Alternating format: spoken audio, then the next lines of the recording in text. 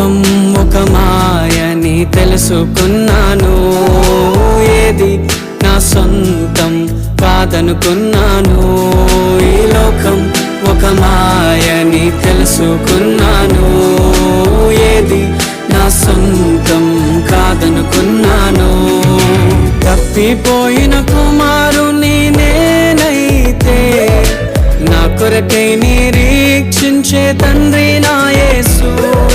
తప్పిపోయిన కుమారుని నేనైతే నా కొరకై నిరీక్షించే తండ్రి నా యేసు.